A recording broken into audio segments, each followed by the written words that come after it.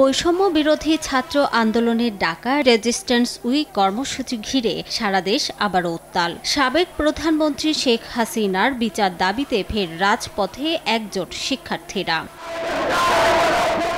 বৈষম্য বিরোধী ছাত্র আন্দোলনের ডাকে বৃহস্পতিবার বেলা 12টা থেকে রংপুর নগরীর পাবলিক লাইব্রেরির সামনে সড়ক অবরোধ করে দিনব্যাপী বিক্ষোভ কর্মসূচি পালন করা হয়। এ সময় ফ্যাসিবাদী কাঠামোকে ব্যবহার করে যেসব হত্যাকাণ্ড ঘটেছে সেগুলো দ্রুত বিচার নিশ্চিত করতে বিশেষ ট্রাইব্যুনাল গঠন করার দাবি জানানো হয়।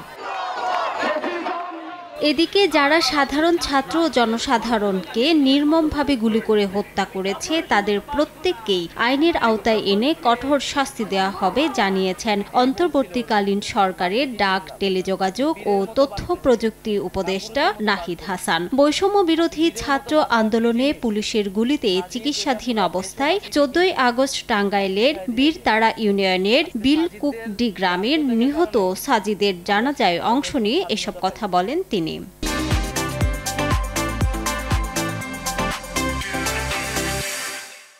সাজিদদের এই আত্মত্যাগ বাংলাদেশের মানুষ, বাংলাদেশের ছাত্র সমাজ কোনোদিনই ভুলবে না।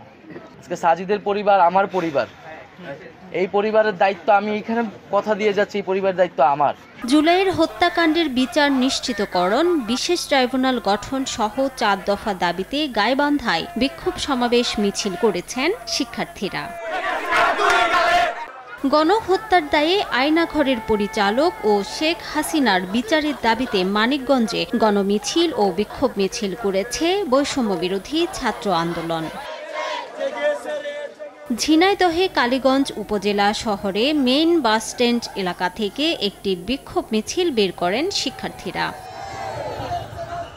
চাঁপাইনবাবগঞ্জে বিক্ষোভ মিছিল, সমাবেশ ও অবস্থান কর্মসূচি পালন করেছেন শিক্ষার্থীরা। আওয়ামী লীগকে নিষিদ্ধ ও ছাত্র আন্দোলনে গণহত্যার দায়ে শেখ হাসিনাকে দেশে ফিরিয়ে এনে বিচারের দাবি জানান তারা। ছাত্র জনতার উপর নির্বিচারে গণহত্যার প্রতিবাদে পাবনায় গণ অবস্থান ও বিক্ষোভ মিছিল করেন বৈষম্য বিরোধী ছাত্ররা। রাজশাহীতে বিক্ষোভ মিছিল নিয়ে রাজশাহী বিশ্ববিদ্যালয়, রুয়েট সহ নগরীর বিভিন্ন স্থান প্রদক্ষিণ করেন শিক্ষার্থীরা। পরে 0 পয়েন্টে জড়ো হয়ে সমাবেশ করেন তারা।